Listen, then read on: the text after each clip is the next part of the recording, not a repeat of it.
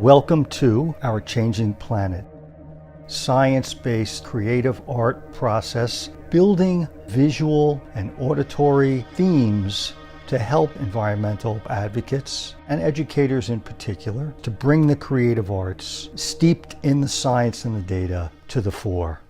This is Michael Grisalfi. As an artist who works primarily with wax and some acrylic, I decided to do a series of 12 wax-based paintings that I named Our Changing Planet. And what we're trying to do here is to help make the science of climate change understandable and more digestible, to help educators and advocates who are interested themselves in doing something similar to see an example. This is more like a TEDx type of a talk.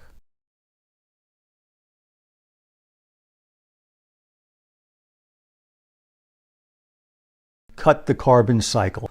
You know, I love to bike, and I bike often nowadays at the age of 69, about 25 miles versus the 50 or 100 I used to do. And I love to do it along the C&O Canal. And I think we know that biking is a wonderful advocacy path for those that are capable physically to do, and that most of the car trips taken in America every day actually could be made in less than a 15-minute bike ride. And I think we need to recognize that this is one of the easiest ways that we can all not only help reduce our carbon footprints, but also stay in shape. You know, private vehicles emit about 0.96 pounds of carbon per mile. Buses emit about 0.64 pounds per mile. And bikes emit about 0.03 pounds per mile. Cop-out number 30, and I'm really playing on the term cop-out as in we have copped out of dealing with this environmental damage. And the goal, of course, of the COP30, which just finished last year, it's the UN Climate Change Conference in Brazil, was to achieve the 2.0 C goal, which frankly used to be 1.5 C goal, and we couldn't make that. Problem is that COP30 was a cop-out. It wasn't a full success at all. I guess it wasn't really a total failure, but the reality is that there was a lack of trust across the community and the nations that were there. And that's one of the stimulus for this program, that data itself, science itself, without the humanities, without the arts, is just not sufficient for not just telling the story, but building advocacy. Carbon vault. The fact is that old growth trees truly can hold huge amounts of carbon as vaults. One of the things that I've seen, and maybe you have as well, is this justification that we cut down old growth forests and that we are repopulating with lots and lots of saplings. The reality is that proforestation is a term that is not commonly used, but what it means is these old growth trees, 50 years, even older, have greater masses of leaves on which to rely, and that's where the carbon is going. And when the leaves fall and decompose, you know, some of that carbon gets released back in the atmosphere, but much of it migrates down into the soil. And so we need to protect our old growth forests, even forests as young as 50 years old. Cow is, I recognize, somewhat of an amusing painting. You know, I have been a vegetarian for well over 30 years, but I don't proselytize. But the fact is that cows are having a huge environmental impact on our nation and our world. And I don't mean to imply that raising animals on traditional family-owned, small-scale, sustainable farms is the issue. No, it's these huge multinational firms that are practicing intensive animal farming on a massive scale, and they're producing huge amounts of methane gas, which increases global warming. And you may know this already. Okay, but methane gas is about 28 times more potent in warming the atmosphere than CO2. In a year, a single cow belches about 220 pounds of methane. So what can we do to help reduce methane emissions, particularly from cows? How about we all just try to eat less meat? We can all cut back on meat, particularly beef, and it's something that we can do at home. Clear Cut depicts A truly obnoxious and irresponsible practice that continues around the globe.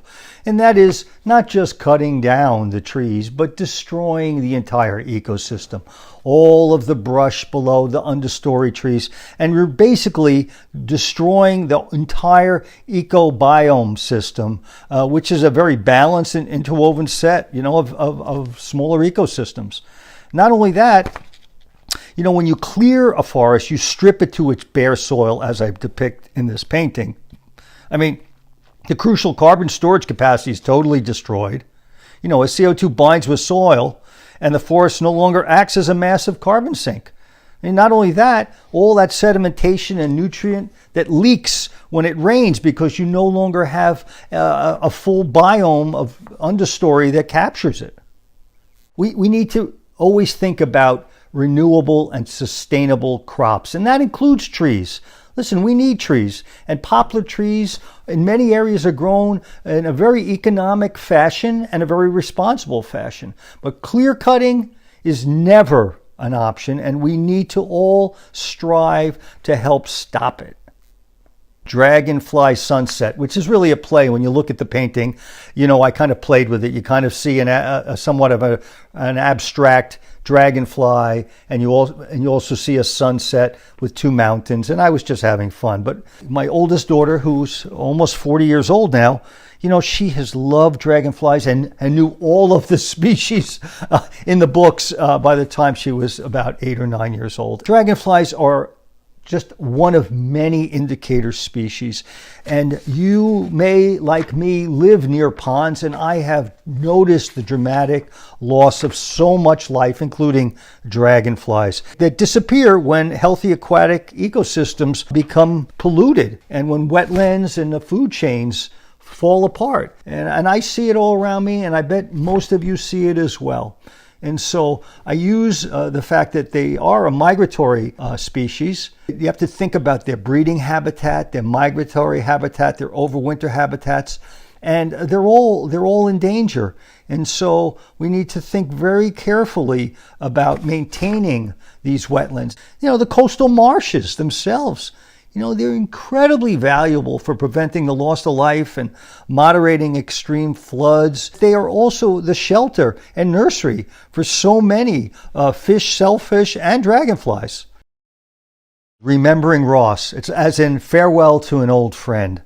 And the Ross Ice Shelf, which is in western Antarctica, is immense. It's about 1/2 mile high and the size of France.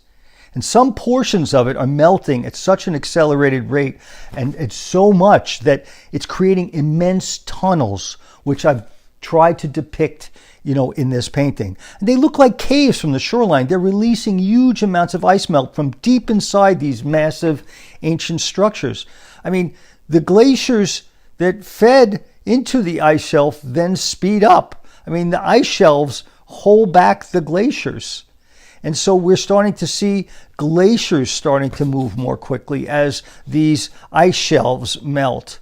I mean, the Southern Ocean, it surrounds the continent, it's vital to the health of the entire planet. It soaks up more heat and carbon than any other ocean. And rapid, ice shelf and glacier melt is influencing our ocean currents and even changing the salinity of the water. The continuing decline of the sea ice, is also forcing seal and seabird populations to change the way they forage for food. Coral reefs, I personally have enjoyed many opportunities, mostly snorkeling, some diving in the Hawaiian Islands and coral reefs. And I love to just sit at the bottom and just wait for all the life to come back from hiding. Coral reefs, they illustrate the tragic loss of this ecological treasure. 25% of ocean-based fish depend on coral reefs, and they are many times considered the rainforest of the sea. And scientists are estimating that as oceans continue to heat up and acidification and pollution increase, that almost 3/4 of all the coral reefs on our planet will die in the next several decades unless we take action now. And there is a chance that we can save these coral reefs. There has been some recent scientific studies, that show that these coral reefs, even in elevated temperatures, can come back. There is a glimmer of hope, but we've got to stop the heating of the oceans. Fried fish. And I'm speaking about this, kind of a little bit tongue-in-cheek, speaking of the warming oceans, not the classical fish and chips of British renown. Many of the commonly eaten fish can face extinction as warming oceans, due to climate change, put pressure on their survival. And the other findings that are very interesting is that generally fish get smaller and smaller and travel less and less distances as the oceans warm due to an increase in their metabolism. So, there's huge changes in where many nations that rely on fish have to go to find the fish because their habitats are changing as the global world is heating up. Fishing industries, coastal businesses, all face these challenges, and many people are facing global food insecurity. In 2016, the NOAA, released these regional action plans, which try to help forecast for businesses how to adapt their operations and identify the best strategies to help reduce the impacts along marine resources. I think we need to look at regional action plans as a potential method to mitigate somewhat some of these issues. Kelp reforestation, another wax painting in Our Changing Planet series. And it's a very interesting one that many people might not know a lot about. But, kelp, a very large brown algae, and they live in cool, shallow waters close to the shore, mostly along the Pacific coast, Alaska to Baja California primarily. And they're also an important staple, primarily for Northwest Coast native tribes and peoples. And because of many related issues, pollution is one, and the warming of the waters as well, that there has been a breakdown in the natural habitat where kelp primarily is found. So what do I mean? So as the water is warming, the bacteria loads are increasing. And this has had a major effect on starfish populations declining. And starfish populations and starfish themselves feed on sea urchins. And sea urchins, in turn, used to feed primarily on kelp leaves that had died and fallen to the bottom of the sea. But with the starfish populations in great decline, huge amounts of sea urchins are now in the areas where kelp is, so much so that there's not enough fallen kelp leaves for them. So they're climbing up the live kelp and eating them. So the kelp forests are being eaten primarily, when they didn't used to be, by these sea urchins. And, if we're going to restore the kelp forests, it's going to have to be basically humans transplanting kelp seeds, creating artificial reliefs. And that entire habitat is frankly, is in bad shape. Jellyfish, well, starfish may have declined because of the bacteria, but jellyfish are having a hell of a good time as the oceans are warming up. They're actually thriving. And my painting, Jellyfish, reflects that fact. As ocean temperatures rise, and it's devastating so much sea life, it's also having an opposite but equally detrimental effect on the jellyfish populations. They're growing at explosive rates and affecting the delicate, balance of the ocean's ecosystems. I recently was down in Sandbridge, Virginia on the ocean, and I, for the first time in over 30 years going to this particular beach, was witness to a jellyfish bloom of incredible proportions. I mean, many millions, if not a billion. The entire coast that I could see was filled with pea-sized jellyfish, which, are called medusa once they're no longer attached to something. They were polyps and now they're medusa. That we can try to protect their natural predators. And they have quite a few actually. I mean, there are, swordfish and tuna and shark species that prey on jellyfish, and all 7 species of sea turtles. I mean, leatherback turtles, which, can get way over 1,000 pounds, they dine almost exclusively on jellyfish. And unfortunately, all of these predator populations are themselves in danger and diminishing rapidly. No resistance. My final painting, it's kind of a dark view, but unfortunately very realistic. So the melting of the North and South poles, which is happening at a rapid rate, okay, is basically exposing soil with ancestral genes, bacteria that we have no resistance to. I mean, this is something that science has been talking about the last few years. And even our strongest antibiotics may not protect us from some of these ancestral bacteria that are being exposed as the snow and ice and tundra deteriorates. I'd like to end on a positive note. So I will say that we do have the potential for bacteriophages to help treat ancestral antibiotic resistant bacteria. And if you're not familiar with phages, I mean, they are found in the soil everywhere. And frankly, over the last decade, scientists are finding more and more phages that can kill bacteria. They're inside the soil, they're in plants, they're in animals, they're in ocean streams and sewage waters. So let's hope that science, especially in this area of dealing with antibiotic resistance bacteria, can find some solutions in the phage populations.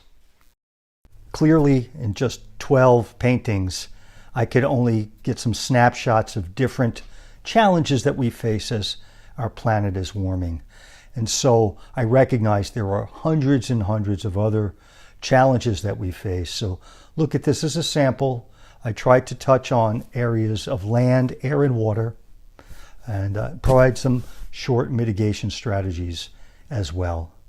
So to those out there who are amateur artists or creative in any area, as well as educators, potentially high school, college, even down to grade school, if narrated correctly, might see this as a template and may go in their own direction to try to marry accurately science and data in the creative arts. By way of introduction, I've spent a career in the science field, working for a national laboratory, as well as dabbling as a volunteer in many organizations associated with the climate and the oceans. I have come to believe that just relying on STEM-based solutions, science, technology, engineering, math, is insufficient. We don't have the confidence of much of the public, and it's too dry, I believe, for many to actually enjoy listening and learning and viewing. I do honestly believe that our rapidly changing planet and really the ongoing climate-induced challenges we face can't be solved without a greater emphasis on the creative elements of humanity. And that means thinking about ways to build awareness of man-induced effects on the planet through educational and public outreach in the creative arts.